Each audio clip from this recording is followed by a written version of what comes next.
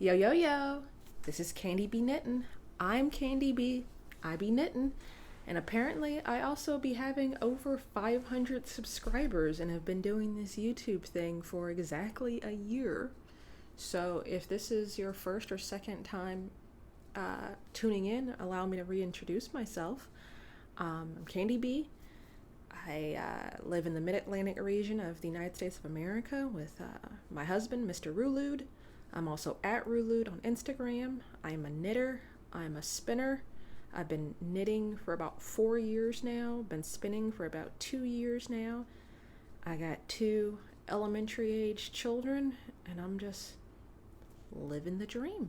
So if you like lots of scrap balls, if you like rants about discontinued Lion brand yarn, if you like fangirling over Stephen West, you are in the right place, and I hope y'all stick around and the numbers continue to grow.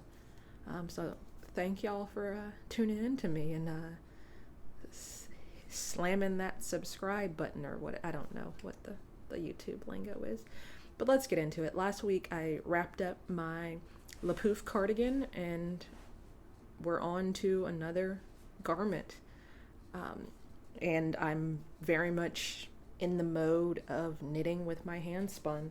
So let me show y'all my cast on and my next, kind of banner project. Let me see if I can, it's stockinette, so I'm trying to get it to be reasonable to show y'all.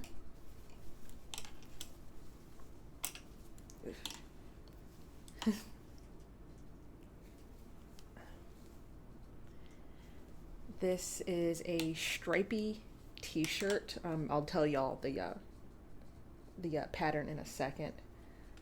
But this is, right now you're looking at all hand spun, and it's knit flat and seamed up the side. So right now I'm working on the front.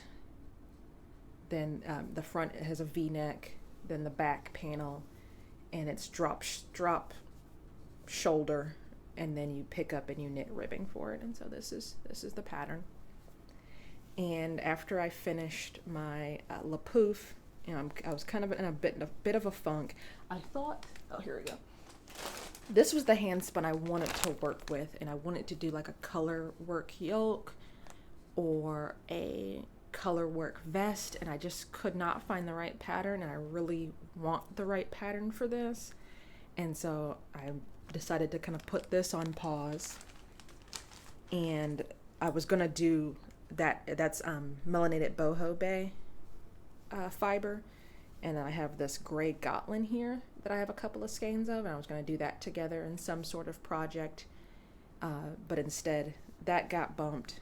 I'm still using the Gotland, and this color you're seeing here is actually, speaking of anniversaries, this is literally some of the first fiber I spun. And I got this from Maryland Sheep and Wool, and it's a gradient set it's a collaboration between Spotted U Fibers and Ashen Wensleydale, and it's called Ashen U. And the colorway is called Cheaper Than Therapy, and it's 5 ounces of organic Polworth. And it's got these neon colors.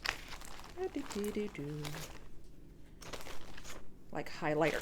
Oop, dropping stuff. It's got like these highlighter colors. And I spun all of this on a drop spindle to varying degrees of success. And here we go.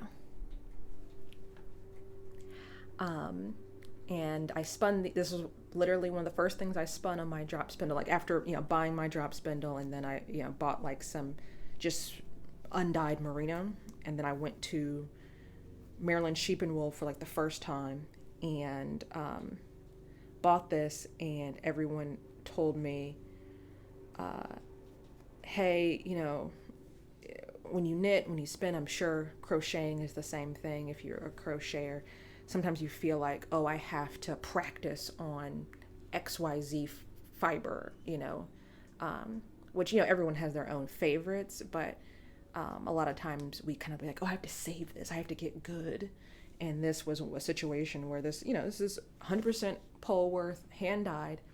And I was just like, you know what, I'm going to practice with the good stuff so that I can get some excitement, and feel good about what I'm working on, and, have some motivation. And the thing I'm finding with working with my Handspun is that, yes, it is, thick and thin and underplied, overplied, over twisted. Maybe I should have done a 3-ply. Maybe I should have done this. Maybe I should have done that. Maybe I should have planned the project ahead of time. But at the end of the day, yarn is yarn, and it's usable yarn. And so there's no, and there's, there are, commercial companies out there that make this kind of stuff intentionally, and so I don't ever want to be like, well, it's not perfect. And it's like, what is perfect? Perfect is what I'm, it's whatever you define, just because something's not a perfectly balanced 4-ply, fingering weight yarn doesn't mean it's not, what does that even mean? It depends on the project you're working on, your personal aesthetic, there's a use for every type of yarn, long story short. And so I'm pretty excited to use something that I was like, oh, am I messing up this really great fiber? And it's just like, yes, when I was spinning it, I felt like, okay, I'm terrible at this. Maybe I've made a terrible mistake investing this much time and money in this. But now looking back on it, I'm like, I love this. This is like super fun, super artsy. The colors are very, like my personal taste in colors has not changed at all. And so I'm pretty excited to be using it. And then I'm striping it with some more recent Handspun. This is just a raw Gotland. I had 2 braids of that. And this is a kind of what's become my default 2-ply, where, I think this was a braid, but I spun it woolen. I did like a long draw because like the fibers were really slipping apart, and I was reading just on Facebook, this week, and someone was talking about like the presence of guard hair making yarn that much slippier. And I found that this had a lot of guard hair in it, and so that might be why it kind of was getting away from me as I was spinning it. But all in all, pretty nice. I think it's going to be a pretty nice effect. This is kind of like a gradient. It is a gradient. It was sold as a gradient, but I did have to go back to like my Instagram history and figure out what order the colors were going to go in, because all the colors kind of have a mixture in there. And I knew, and also I was thinking about like my body, like I didn't necessarily want to put like the bright yellow like at the very bottom of the sweater. I wanted kind of a sense of weight. But looking back at my Instagram, it's going to be purple is at the very bottom, then it goes into this hot pink color, then it goes into this pale pink, then it goes into the orange, then the yellow is going to be at the very top. And let me show y'all the pattern so I can talk more about logistics. So I was looking through all of my patterns. I have a bunch of books. I got a Ravelry library. I was thinking about doing one of the paid patterns I just bought. And I was just like, well, what am I in the mood for? What do I want to do? And nothing was really calling to me. And, one of the things about, using Handspun is just like, am I going to have enough yarn? It's going to have to be something a little bit something I can kind of play around with the colors and dimensions of. And I came across, this is going to be like a whole like kind of throwback of like my spinning journey. I came across this little booklet, and this is called Great Summer Cover-Ups. And this was an insert from Simply Knitting magazine back in 2020 when I learned to knit, or 2021 rather. It was published in 2021. And I did not know anything about what a Ravelry was. I didn't know how people got patterns. My only knowledge of knitting came from, I used to work in a bookstore and we would get knitting magazines. And so when I learned to knit, I was like, I'm going to go to the bookstore and I guess I'll buy a knitting magazine. I bought a knitting magazine. I have since donated that knitting magazine because it really didn't have a lot that appealed to me personally. Like I felt very boxed in by like, oh, you are supposed to knit that, this baby blanket or this cardigan, and it wasn't really my personal taste, but I did hold on to, it was like a little free bonus thing in there. And the item out of here I'm making is, and none of these patterns seem to, I'm sure if I went, oh no, here it is. Sarah Hatton, it looks like, has designed all of these patterns. And I'm making the Squeeze of Lime. And it's a, like I said, it's a seamed drop shoulder t-shirt, and it's supposed to be this is a summer cover up, so it's intended to use like cotton yarn, but I'm not using cotton yarn, and so it's going to be just kind of a 3/4 length sweater for me that I'll probably end up layering. Mr. Rulid and I keep threatening to go out and get turtlenecks for the fall/winter, and so I think this will actually look really nice with a turtleneck.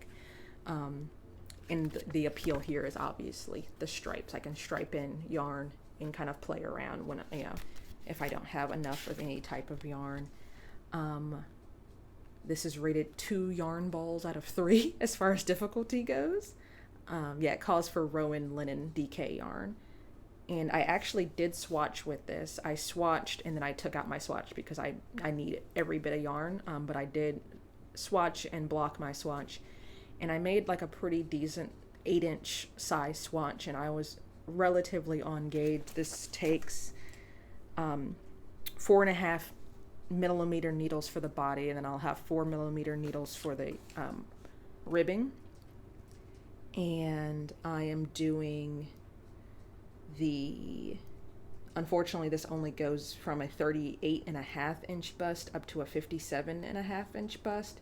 And I'm doing the second size, which is a 42-inch bust, because it's supposed to be kind of an oversized fit. My actual bust is a 38 to a 40-inch bust. What I'm doing differently here is the pattern has you cast on for ribbing, and I actually did a provisional cast on, and I'm going to knit the entire top, and then I'm going to knit the entire back, and then I'm going to seam them, join in the round, and do the ribbing together, because I did the swatch, and I've been weighing my yarn pretty consistently as I knit, and I know that I'm going to run out of this gray yarn. And so I have some options. I can already tell I'm not going to be able to knit the entire body out of this yarn. And so what I have here is I have a nice healthy braid of Navajo churro, which is strikingly similar in color and texture to the Gotlin. And so my thought here is I'll do the entire front as the pattern intends, with the striping sequence that the gradient, and then whatever I have left over, I'll start on the back. And if the back isn't this exact same yarn with the exact right stripes, according to my measurements, and I've done a lot of measuring and a lot of weighing, I should have enough contrasting Polworth handspun to knit all of the stripes. Whether or not I get the color repeats, and I am splicing to join the all of the little balls of the colored yarn or the gradient yarn, and so the striping sequence on the back may not perfectly match up with the front, which doesn't bother me because I can't see my back. And so I'm going to do the front as consistently as possible to pattern with the nice gradient striping sequence, and then the back is going to be like the leftovers. And so I am going to start to spin this up, try to match my grist on this one. I feel like it's going to be a similar experience just because this feels rather toothy. And just, it reminds me a lot of this, and it's gray, and so I think it's going to work. And then I'll do the whole back. Like I said, the front is a V-neck, and so I'm going to have to split and do all that, do the whole entire back, do the shaping for the back. And then the ribbing, I'm not 100% sold on doing handspun for the ribbing, and I've pulled out some options. this is something else I pulled out. I have this Handspun. This is one of my first Handspuns too. This is a singles though, so I don't think it would go with what I'm working on here. But I get in these moods where, I know I'm not going to have enough yarn, so I kind of pull out everything that could possibly be an option.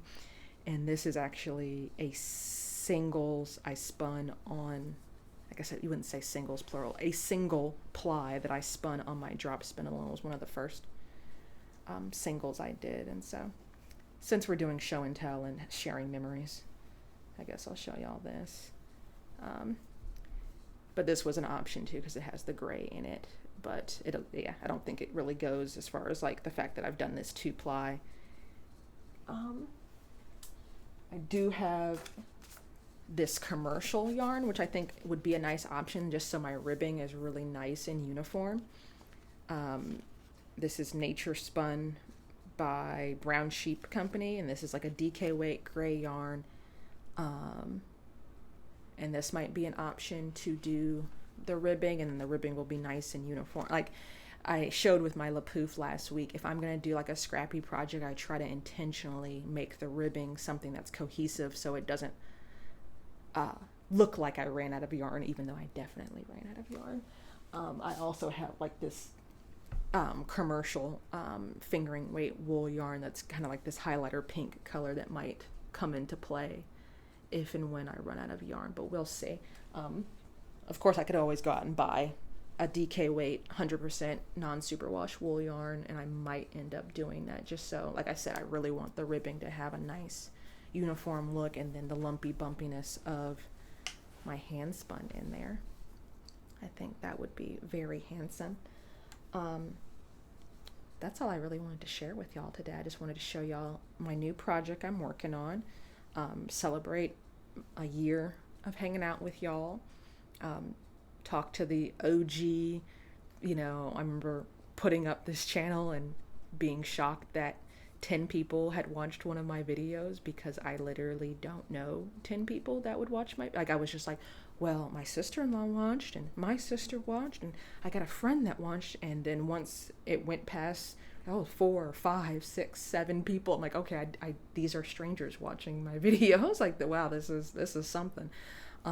That was pretty wild. Oh, and then of course my husband subscribed, so I was like, okay, that's 4 people. And then I have my personal YouTube channel. I watched it. Okay, that's 5 people. And then you put up a video about, I think what was it? Maybe my video on the Vertices Unite, I got like the most views on. I'll have to go back and look, but certain patterns I talk about, I'll get a lot of views, and I'm just like, 100 people watched me talk about Lord knows what, because most of the time I'm talking, I can't listen to myself and like self-edit, and so like I only know what I talked about when I watch the video back after it's been posted on the internet. So very long story short, thank you for rocking with me. I am in the works of thinking about what the future might hold. I don't want to change up things too much, because it seems like y'all are seeing something here that is worthwhile, but I do want to keep it fresh, think about maybe some giveaways. I know you're not supposed to say that word out loud on the video, but something to kind of mark the era, be more engaged with y'all. But that's that. Once again, I'm Candy B. I be knitting, I be spinning, I be knitting with my Handspun. I am at Rulude on Instagram. Gmail is candybknittin@gmail.com. You can also hit me on the Ko-fi. I have Rulude is my Ko-fi name. And until the next time, peace.